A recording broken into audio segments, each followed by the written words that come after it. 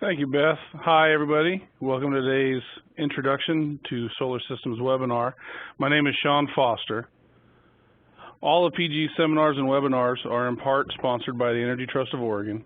We work together to make sure the concepts and recommendations you learn in our events are consistent across all of our individual programs and services.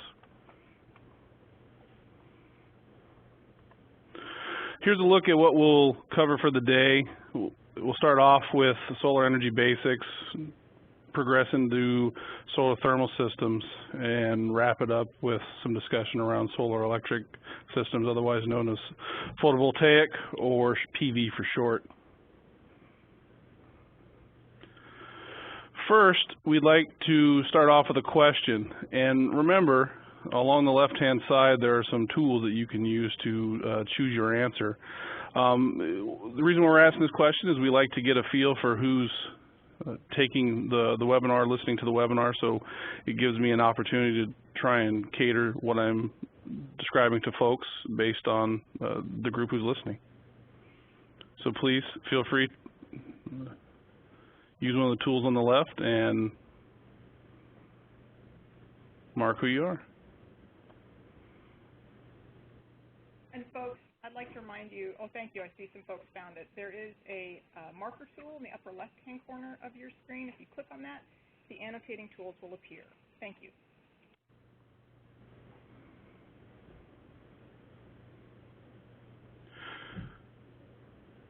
Thanks for your answers, everybody. It looks like we've got a bit of a range of folks.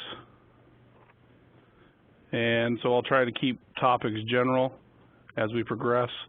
And as always, if you have questions, feel free to submit them via chat to Beth on the right. All right, so let's first talk about some solar energy basics. The sun is a great resource for the Earth. The Earth receives somewhere in the magnitude of 275 million gigawatt years of solar energy from the sun. It exceeds how much we need as humans, something like 10,000 times, or exceeds how much we need as humans by something like 10,000 times. The way to harness it, however, is to find something that's cost effective and be able to convert that to useful energy, and that's been the challenge up until now, is finding a way that's cost effective to make it useful. So where is the U.S. in terms of solar utilization? Well, we trail, but we're beginning to catch up. If you look at the chart, the United States is in a light green color. I'll point it out to you here. We're in a light green color, and if we'll go and look at the chart, that's where we're at. We don't make up much of the bandwidth. The good news is, though, is that we're catching up, and catching up to places like Europe and Asia. In combination with the fact that solar panel pricing has been decreasing at a rate of almost 5 to 10% annually for the last 5 to 7 years, in combination with, as most things do, power rates going up, at some point soon, solar power will be in the money, as you say. It'll be cost effective, and it'll just make sense for people to do. Add into the fact that in today's marketplace, there are also incentives that potentially could be leveraged, and what that amounts to is solar capacity really heating up and really being installed at a much higher rate. This graph I like to show, it's fairly recent, put out by SEIA. It's the Solar Electric Industry Association, and I like to point to, let's take a look at the amount of solar that was installed in the U.S. in 2010. In the first quarter. Now let's take a look at the amount that was installed in the first quarter of 2014. You've got a little over 9 times the amount of capacity was installed in a 3-month basis. So Sean, can I interrupt for a second? Yeah. A question on your previous slide. Why has the U.S. lagged so far behind Europe and others in the past? Part of the reason has been cost effectiveness. For a long time, it was fairly expensive. Solar got a bit of a bad name back when it was really first being rolled out in the late 70s, because there was poorly designed, poorly engineered, and poorly built and constructed systems that ended up causing some damage. and as such, it kind of went into hiding, if you will, and so we've been a little bit lagging behind the rest of the world with regard to adoption.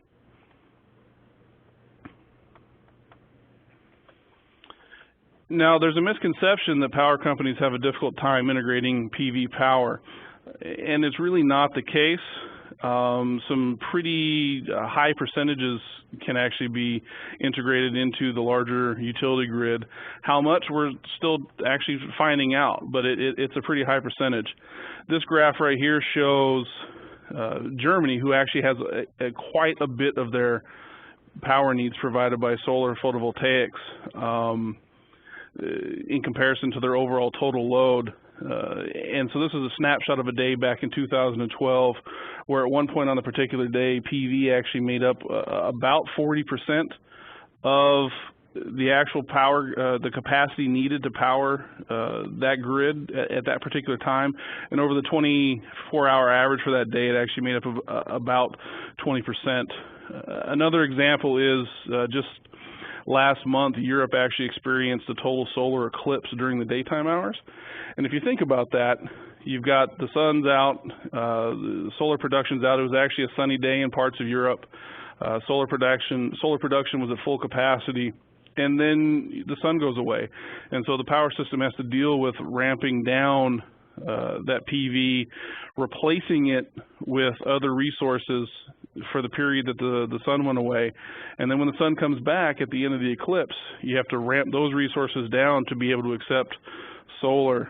And they went from about 20 gigawatts of PV capacity to almost zero and back to 20 gigawatts in the time of about an hour, which is pretty remarkable to do when you're managing a utility system. So what about solar energy in Oregon? As we talked about, Germany has considerable solar capacity, and believe it or not, Oregon actually has more sunshine than Germany on a yearly basis. Of course, on the west side of the mountains, we have a little bit less sun than the east side, but overall, we actually make up for it and have more than Germany does on an annual basis. And so here's another opportunity where we'd like to ask folks a question, and based on what we've talked about, which statement is true? And please remember, on the left-hand side, there are some tools that you can use to annotate your answer. Please take a moment and answer away.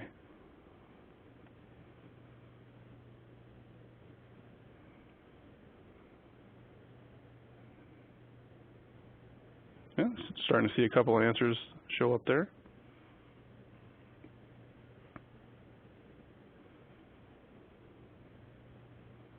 All right, looks like the predominance of the answers are B.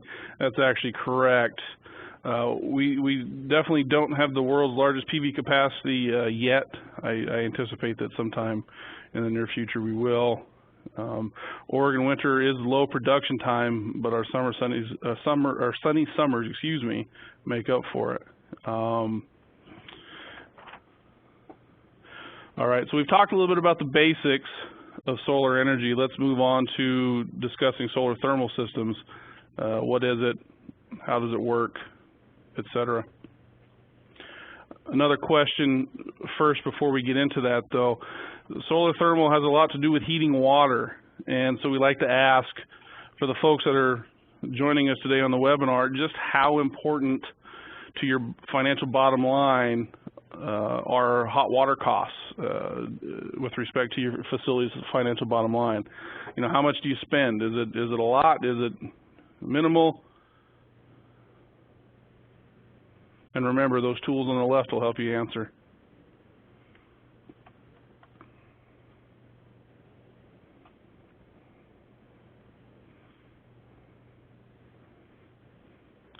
All right, looks like a lot of folks are saying that it's important or somewhat important. At this point, it's worth mentioning that if you had a facility with an outdoor heated pool, let's say a hotel, it's a natural fit with solar thermal hot water heating. The time of year when the pool is probably going to be used in the summer corresponds to when solar thermal potential is the greatest. So that's one thing to think about. If you run hotels, it's a natural fit. Or even if you have a pool at your house, there's the potential for it to work out for you, to pencil out for you.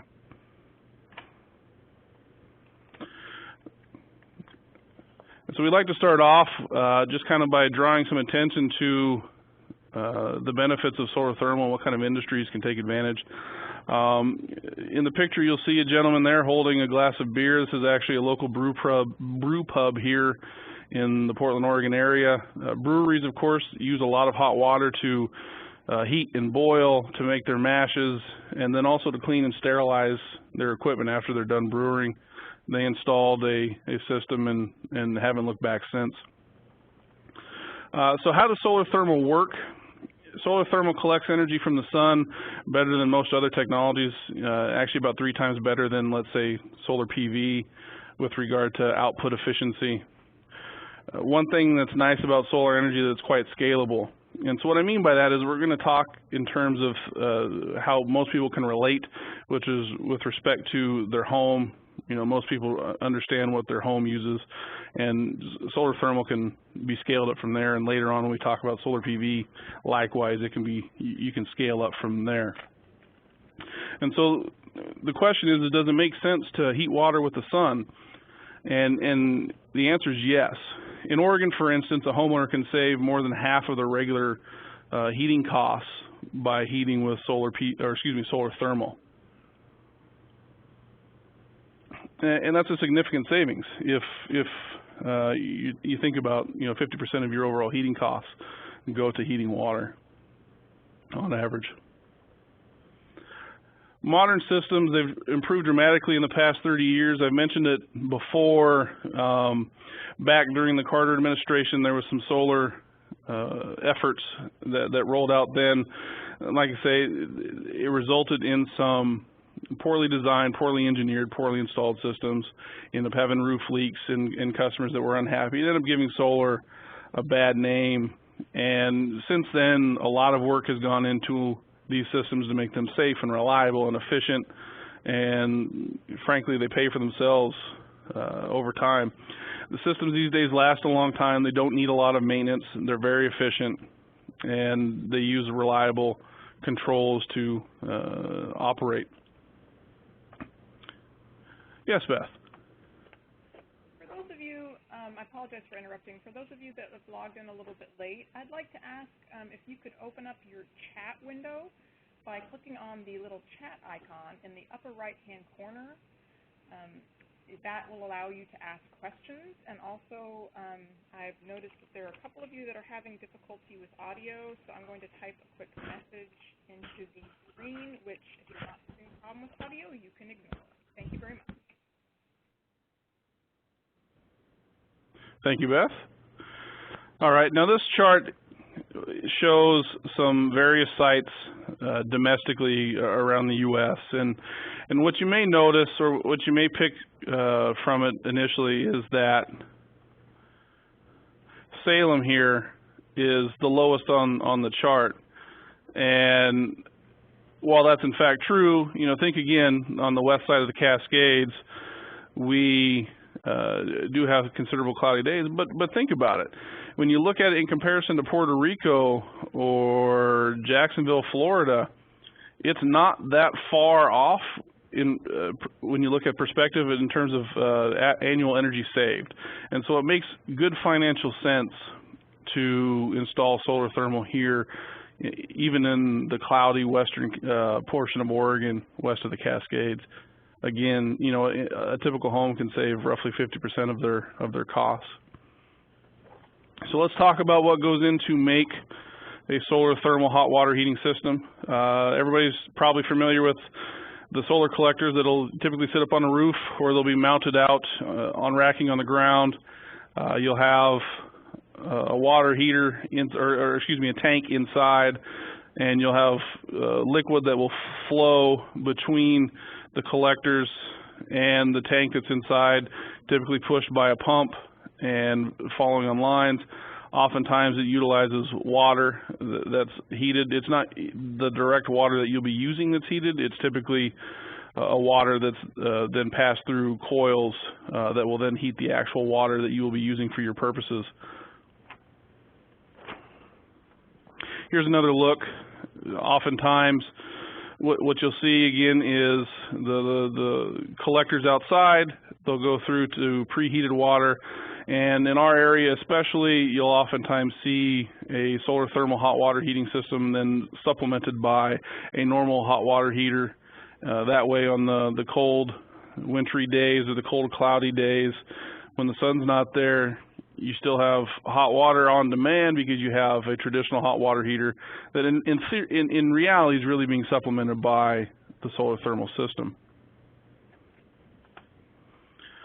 With respect to collectors, there's two main types of collectors. One is a flat plate collector, and essentially what you have is a box that's lined with black material to absorb the sun's rays.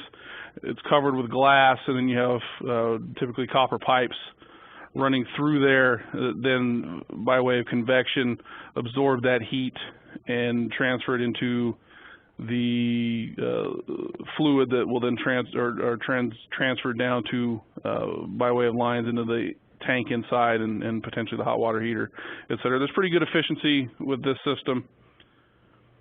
The other main type is what are called evacuated tubes, and so if we look back, you'll see here where you have a box covered with glass.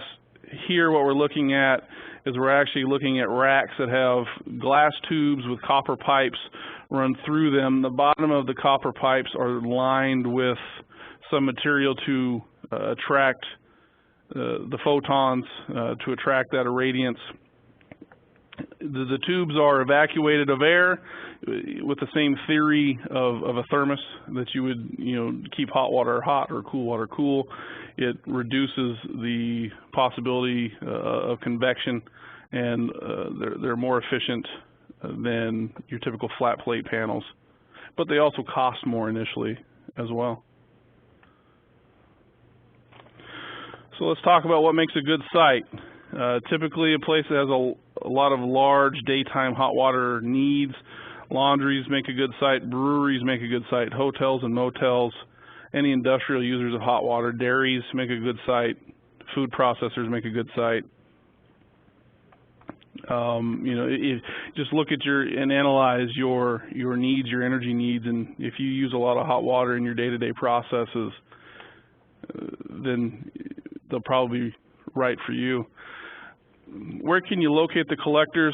Well, you need to think about where would you put them. Do you have enough space for them on your roof? If you're not roof mounting, do you have enough real estate on the ground? If you're mounting them on the roof, the surface of where you're mounting them needs to be able to support the weight of all of that glass and the fluid running through the lines, etc. So you're going to need a roof that's in good shape and is structurally sound. You'll need a good south to southwest exposure, and you want it to be mostly sunny, not shaded that much. You want to avoid shading, and a good way to judge is to go to your site where you think you may want to place the equipment, and periodically throughout a sunny day, go out and take a look at it and get an idea. Is there shading on it from the hours of 9 a.m. to 3 p.m.? Go take a look at it periodically throughout the day and just see what you see with respect to are there any interferences with the sun's irradiance beating down on your collectors. It's very easy to scale a system and scale up from a small system. You can easily add or remove system components to the system. For a typical household, you can figure on about between $5,000 and $8,000 for a cost.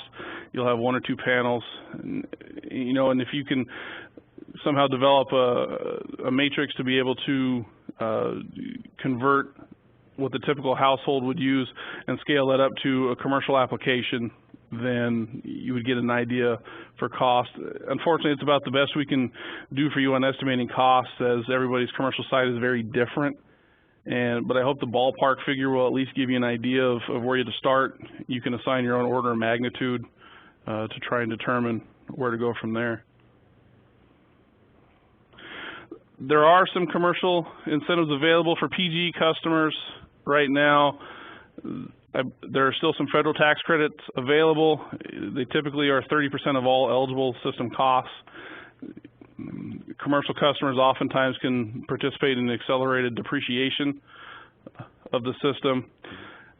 There may be some state tax credit. It varies with project cost and eligibility. Those are a little bit harder to get and qualify for than the federal tax credit. There's a potential that you may have a special property tax treatment as well. With any tax incentives, I definitely recommend that as you're doing your due diligence to investigate whether or not one of these systems is right for you, that you consult your tax people, your tax professionals, because the tax code, as we all know, is no easy thing to navigate, and you really should leave that up to the professionals to do that. One good website that has a lot of good information with respect to available incentives, even though the Energy Trust doesn't offer incentives themselves any longer, they still maintain a really good database, a really good website for what incentives may be available beyond even them. And so I highly recommend going and checking them out. And Sean, just to be clear, the Energy Trust does offer incentives, but just not for solar thermal? Correct, yes. They used to offer incentives for solar thermal, and those were removed by order of the Oregon Public Utility Commission actually just at the end of last year. And I wasn't involved in that particular docket, but it sounds like the need for the incentives just weren't there any longer. Remember, the idea with incentives is not to supplement the cost of these systems forever. The idea is to create a market that can sustain itself, and then once the market is self-sustaining, you remove the incentives going forward. And so my guess is it had some sort of factor involving that. All right, it's time for an attendee question. And so what we're wanting to find out is based on what we've told you with regard to solar thermal, what statement below correctly describes solar thermal systems? And remember, those tools on the upper left, please click on one and answer to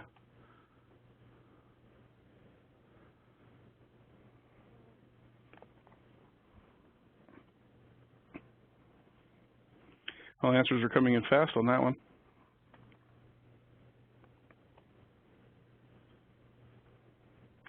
All right, looks like everybody answered A, and that is in fact correct. They've definitely improved over the last 30 years.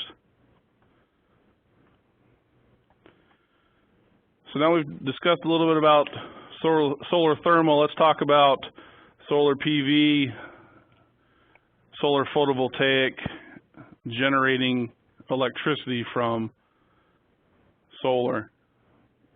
I'll probably refer to it as solar PV for short, just because photovoltaic is a long word sometimes. Let's take a look at what a typical system component, or what a typical system has with respect to components. So typically what you're going to see is you're going to see panels that, again, will be placed like the collectors for solar thermal. They'll be placed either on a rooftop or mounted on racking on the ground. They're just an assembly of panels that are assembled in strings in series, and then those strings are run in parallel to a combiner box and combined into larger feeders. Now this generation is happening in DC, so that when the solar irradiance is hitting the panels, it's exciting electrons within the panel. There are conductors within the panel that then the electrons will flow on. This is in DC format. So you have to run it through an inverter to convert it to AC to be able to operate in parallel with the utility system. Typically what you'll see then is you'll typically see a meter, what we like to call a generation dedicated meter. Most of the time, the generation meter, it will be what's called customer owned. PGE won't have monitoring on total generation. We will have monitoring on what's going on at the net effect at the PGE meter where your service is delivered, but we're typically not monitoring total generation. After the generation meter the AC power then flows to the load center for the facility, and is then the electrons will then flow to whatever load you may have. If you're generating in excess of the facility's needs, then there's a potential that those electrons could flow back to us. If you enroll in a net metering arrangement with us, we keep track of those kilowatt hours, and we can give them back to you at times when you're not actually generating and you're actually a net user from us at the utility. With respect to panels, there are a few main types. Monocrystalline is the type with the most efficiency. It's made from a single large crystal, which is, they're expensive to make. They use a lot of power to actually make these. They look like a solid piece of color when you look at this panel in comparison to this one. And the reason why is it's a single crystal that's grown and then sliced. And so it comes out round, it's then sliced very, very thin into a wafer, and then the rounded edges are chopped off to then allow you to place them within a panel and use the real estate of that panel more efficiently. And so that's, the monocrystalline will have this very distinctive pattern, typically with the holes that you see scattered throughout. Polycrystalline is made from liquid silicon that's actually cooled and solidifies almost like ice cubes in your freezer. They look like a crazy quilt of different parts when you look at them closely. Panels of polycrystal don't have the gaps between the wafers that you see here because, again, it's a liquid that's poured onto a substrate and then cooled. And so it just naturally fits together very, very tightly. The other very common PV panel type is what's called thin film. It's essentially silicon that's printed onto a substrate. It's very cost effective to do this, but it's not quite as efficient as mono or polysilicon panels are. The efficiency is a measure of how much power comes out of the panel divided by how much power is actually hitting the panel. And so based on that, monocrystalline is the most efficient, followed by polycrystalline, and then thin film is probably about a half as efficient as that. Panels are rated in watts, so watts of capacity at what are called standard test conditions. Standard test conditions, essentially, it's a standardized point in time and then also temperature. And so standard test condition would be full output under full sun at noon, and then in Oregon, that's going to be at noon in the summer because in the wintertime, obviously, it's typically sunny. The other thing about standard test conditions is actually is at 70 degrees Fahrenheit, which is not typically where you would see them when they're actually installed.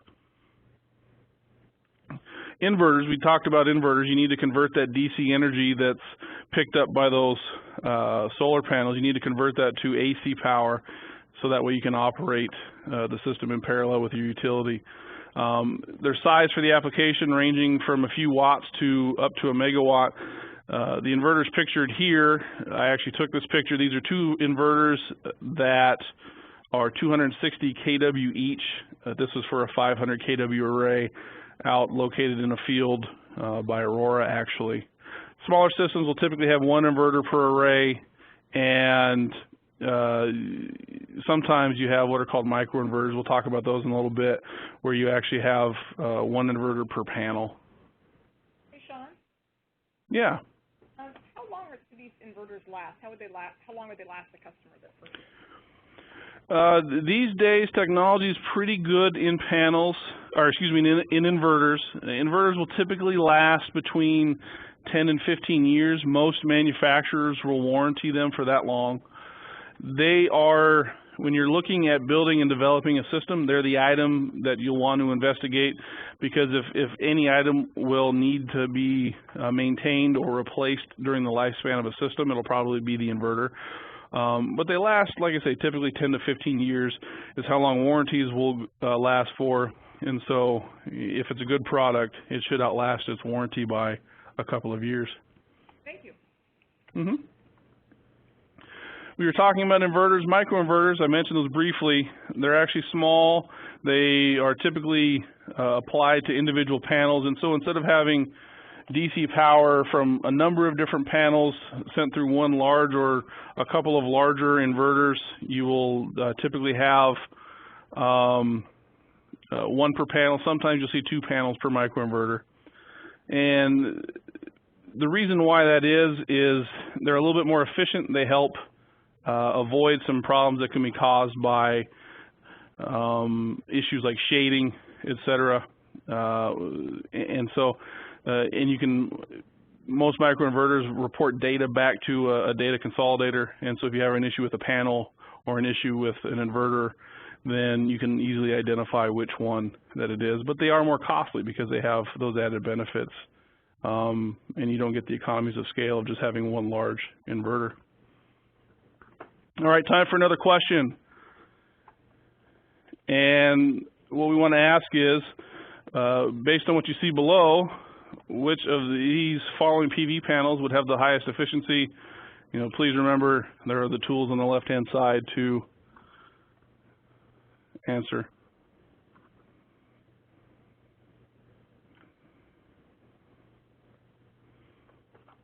The answers are flowing in pretty well now.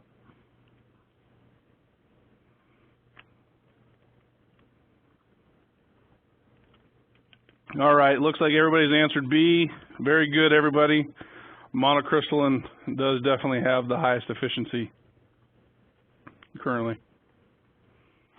So let's talk about what goes into making a good site. I have some basic rules of thumb that I like to tell people. They're conservative, but they serve the purpose of what a rule of thumb is supposed to, and that's just to give you a general idea. It's not supposed to be exact by any means, and it's tailored for the Portland area as well because that's where we operate largely. But those, give you a good basis to start thinking about costs and sizes, etc. With respect to how much real estate do you need, how much roof space, how much ground space do you need, for every kW, every kilowatt of installed capacity of solar PV that you have in mono or polycrystalline, you're going to want to have about 100 square feet to mount that. Thin film requires probably 50% more space. 1 kW of PV provides, on average in our area, 1,000 kilowatt hours per year of production. East of the Cascades is going to be probably 25% or so better. Right now, typically a kilowatt of solar PV costs anywhere between $2,500 and $3,500 for commercial applications before incentives. And so as you scale that up, you can see where that goes. 100 kW system can get up there in the and be fairly expensive. However, there are some incentives that can help offset those. The PV site requirements are very similar to solar thermal. You want to have a sunny location during the daytime when it's the sunny. It's sunny from at least 9 a.m. to 3 p.m. and actually even later than 3 p.m. is ideal. You want to have south to southwest facing roof or ground that's free of shading, etc. If you're putting it up on a roof or up on some sort of structure, make sure that the structure is strong enough to support the weight. There are some building codes that you'll want to check with your local municipality to see if they have special building codes for mounting solar arrays. Some of them do. It's a lot of weight to put up there, and so it's very important to make sure that structurally your building is sound. You need to have space for the array. Again, that 100 square foot per 1 kW, that's just for the array. Then you're going to have to be able to run your wiring, your conductors. You're going to need a place to mount your inverter or inverters. And if your system is large enough, there's the potential that you'll need to have a disconnect that the utility has access to. And so you'll want to make sure you have both a location to mount that disconnect and also a means for the utility to get there and utilize it in case of emergencies. Obviously, you need to have connections to the power system nearby. It doesn't do any good to hook these up if you can't actually then take advantage of it. And another point to consider, and this is near and dear to my heart because this is what I do mostly every day, is are there any issues with your local utility company? Utilities will have depending on where you're at, will have different interconnection requirements. In Oregon, the independently owned utilities like PGE and Pacific Power and Idaho Power, we have rules that are set forth for us by the Oregon Public Utility Commission. Municipal utilities in Oregon have their own rules that they have to follow, and every state is different. Sometimes you have the same kind of lines of delineation between independently owned utilities and municipals and co-ops in other states as well. So you definitely want to investigate that before you commit to building a system, because the interconnection process can sometimes take a little while to navigate, and if the system that you're putting in is larger than the existing service facilities for the site, or if you need to have new service facilities built, that can take some time, and the interconnection process can definitely take some time, and it also costs money, and so you want to make sure it's still cost effective at the end of the day.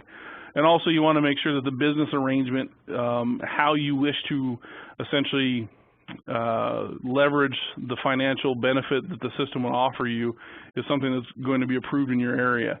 The typical business arrangements are net metering. Some areas have, in Oregon, we're coming down on the end of a pilot project called the feed-in tariff. Different areas have what are called value of solar. Other areas just pay a specific rate, almost a utility's wholesale cost. And so you want to investigate the business arrangement as well when dealing with the utility.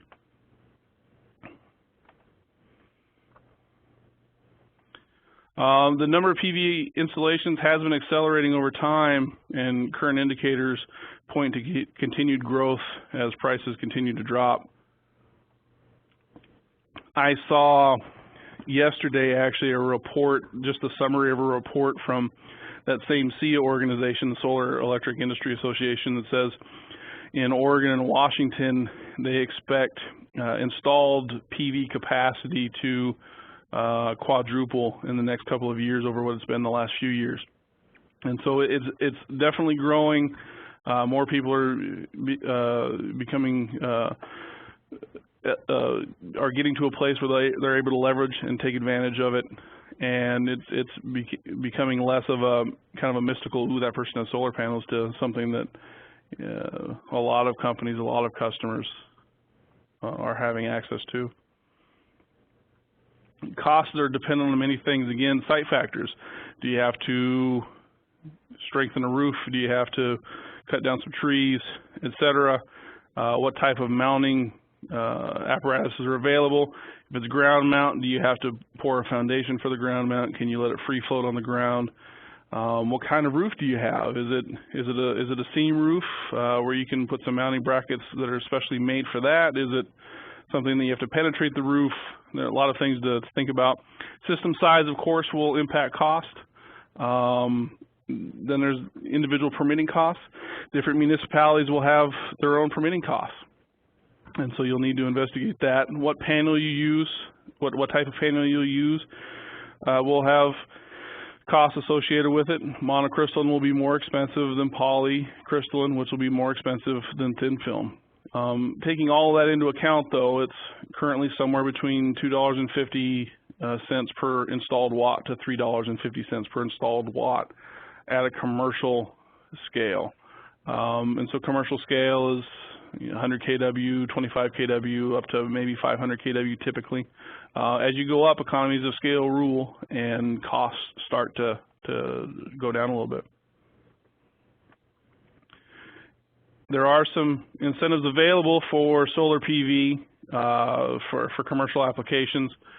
In the state of Oregon, the Energy Trust of Oregon offers an incentive. It is broken down into a couple of different tiers. In 0 to 25 kilowatts in size, you get essentially $1.20 per watt with a max of $165,000.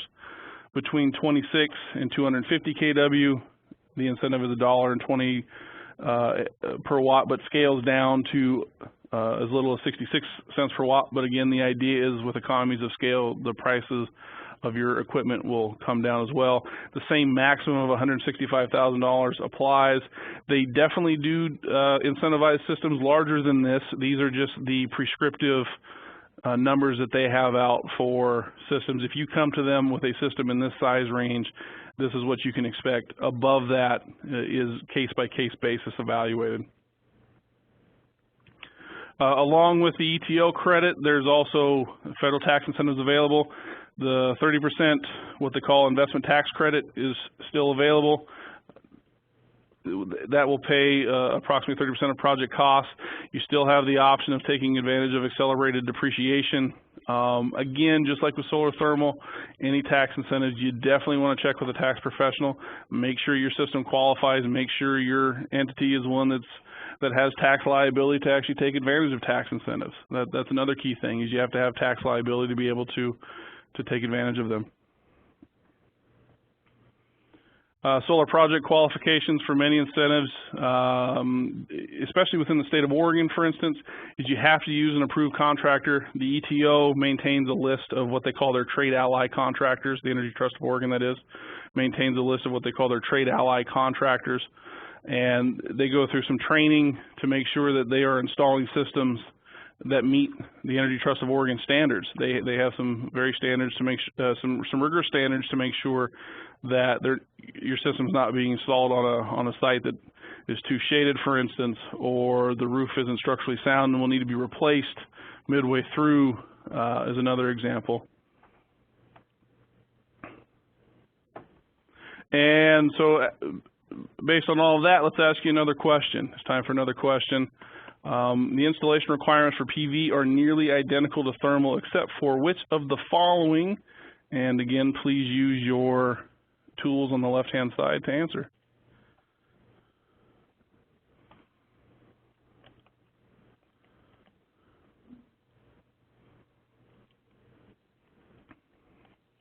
Answers are coming in pretty well now.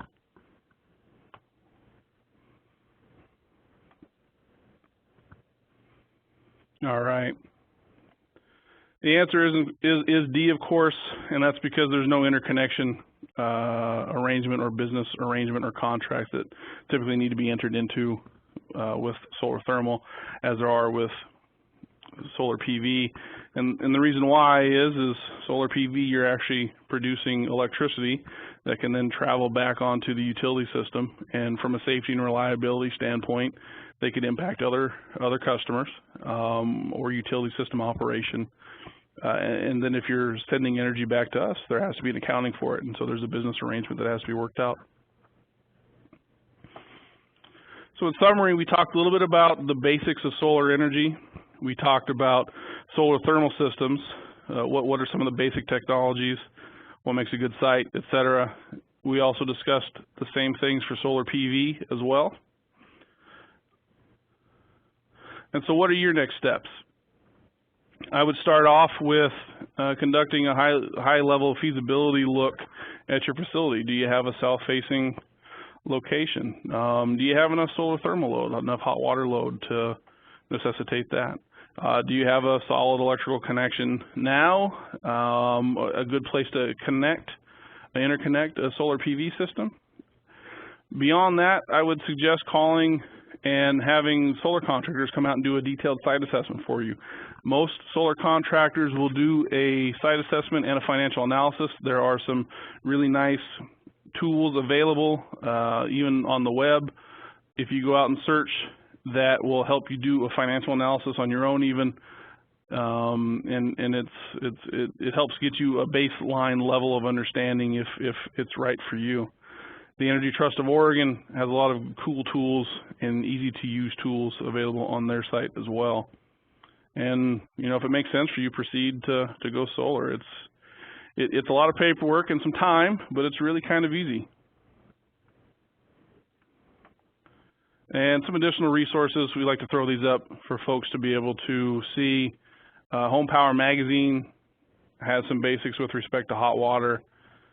Of course, the Energy Trust of Oregon at www.energytrust.org, and our website as well. www.portlandgeneral.com.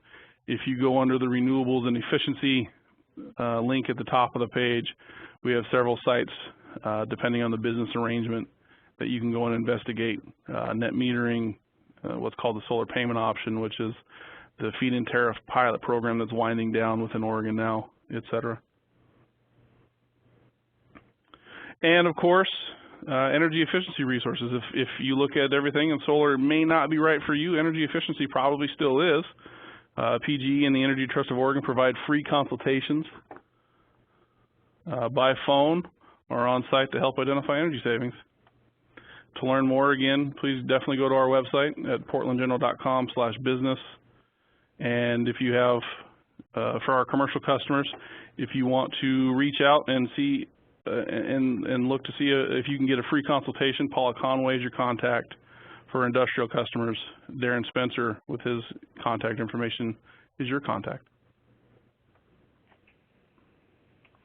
Thank you, Sean. And before we proceed to the question and answer portion of today's webinar, I'd like to remind you that you can still submit questions to me through chat, and I will ask them of Sean. Sean, it looks like our first question is, can you talk a little bit more about the leasing of systems, like what you would do with Solar City? The leasing of systems, Solar City offers a product. There are a couple of other entities out in the marketplace that do as well. Sunrun is another name that I've heard more frequently. Leasing of systems are typically done with in a net metering scenario where they will come out and install a system for low money down, sometimes no money down, and then you actually execute what's called a power purchase agreement with them at a rate that's oftentimes just below the utility rate of power, so you realize some per kilowatt hour savings in the energy that you actually use. Those typically aren't a lease arrangement. Those are a third-party owned system. A lease arrangement is more prevalent in a scenario where there's a buy-all, sell-all arrangement with the utility. And so, for example, the solar payment option that is, like I say, winding down, AKA otherwise known as the Oregon feed-in tariff, there's a buy-all, sell-all arrangement where you're still buying all of your energy that you use from the utility. The utility is actually buying the power that a system located at your facility generates at that generation meter that we talked about in the diagram. And so we then since we're buying it there, we're then serving you with that energy at the facility. We're paying an elevated rate for it. Our contract is with the customer, not with these third parties like Solar City or Sunrun, et cetera. And so in those scenarios, the way the third parties will obtain their financial payback for the system is to charge a lease payment to customers typically. And so a couple of different models that exist out there in the marketplace. Both of them have positives and negatives. I would definitely recommend doing some due diligence, some financial analysis before entering into one, just to make sure it's right for you. But a lot of people are taking advantage of it, and so it makes a lot of sense for folks to take advantage of them. Thank you, Sean. And the next question I have is, I've heard of panels that do both solar, thermal, and PV. Do those exist? Yeah, solars, those are called PV thermal hybrid panels. They're great in concept. Solar PV panels, we talked about standard test conditions earlier. Standard test conditions are really at about 70 degrees. And as you start warming up or start heating those panels up, their efficiency goes down because there's more resistance for those electrons to flow through to then be utilized, converted to AC, and then be utilized. And so the idea is, well, heck, why don't we cool down the PV panels by integrating solar thermal, and you have a scenario where you can knock out two birds with one stone. And so they've been doing a lot of testing, a lot of trial and error on those. I haven't seen an application that's really commercially viable yet, but there's a lot of promise around it. And if something like that comes out and it's cost effective, it potentially could be a game changer for the solar market. We're just not there yet. That's great. Thanks, Sean. Next question is, can someone come out and look at our facility and give us ideas? Who should we contact? Yes, you can definitely have somebody come out. My recommendation would be actually to have a solar contractor come out and do a site assessment. I mentioned this earlier, but they're the folks, they have special tools that they can bring out. They can analyze the shading.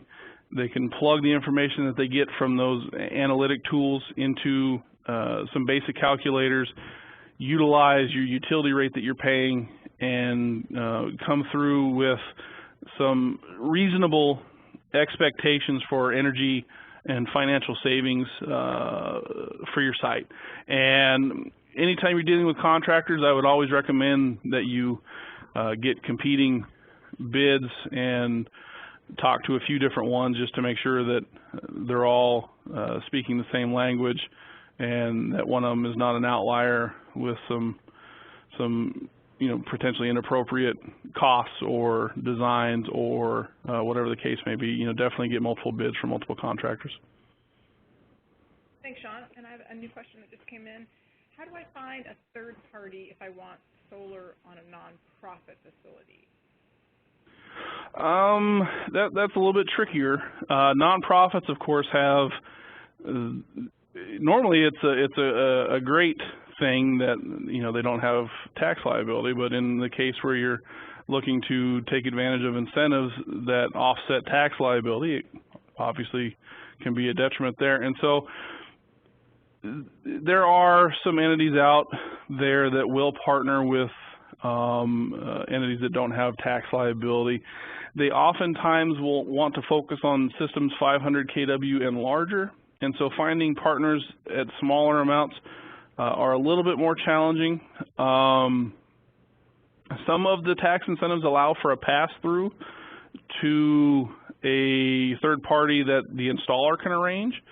And so I would recommend talking to the installers that have third-party arrangements would be one option. Talking to entities like the Energy Trust of Oregon, they always have their ear to the ground, and they hear things and they can potentially offer some recommendations. I would also mention talking to, there's a local solar advocacy group called OSEIA. It's an acronym, it's OSEIA, and it's Oregon Solar Electric Industries Association. And that's a member group of local installers, utilities for that matter, that are always talking, have regular meetings, and when you have potential options pop up, they communicate. They may be able to offer some assistance, and I would stick to those entities. Like I say, it can be a little bit tricky for somebody who's looking to install a smaller system, but there are resources out there. It's just a matter of being able to go out and find them. Thank you, Sean. And let's see, I think we have time for a couple more questions. I apologize. I've heard of, how hot do solar thermal panels get? Yeah, solar thermal panels can get quite hot. You think about in terms of the fact that they will heat water to 150, 160 degrees. That's after it's passing through lines that are then running through your facility, then into a holding tank, and then through the plumbing to faucets or wherever else. And so in order to get that hot, the panels up on the roof will get much hotter than that. In a stagnant system where there hasn't been any water movement in a day or so, you can see temperatures in excess of 100 degrees Celsius, or almost up to 200 degrees Celsius. And that's where a good proper system design comes into place, because you want to have the proper controls and relief valves, et cetera, pumps to cycle the water, et cetera, to make sure and keep an even temperature throughout your system. Thank you, Sean. And I believe the last question we have is, what is the actual size of the inverters? And I think you may have answered this a little bit, but if you could answer it again, that would be great. Sure. So they range. Microinverters are really small. They might be 4 inches by 4 inches, and they mount on the back of an individual solar PV panel. The two inverters that I showed in that picture earlier, are 260 kW inverters. They would be what you would consider large commercial or small industrial scale inverters. Those things stand at about 6 foot tall. They're about 5 foot wide and about 3 foot deep. And I've been to sites that have 500 kilowatt inverters, and they go up exponentially from there. 8 foot tall, 8 foot wide, 4 foot deep, et cetera. So they really can range. Your typical inverter for a typical 10 to 20 kW system is going to be somewhere in the neighborhood of 2 foot tall by 1.5 feet wide by 6 or 8 inches deep, and can mount on a wall in a utility closet, utility room, electrical room, outside if it's rated for outdoor use, etc. Thanks, Sean. That was our last question, and I want to thank you all for joining us today.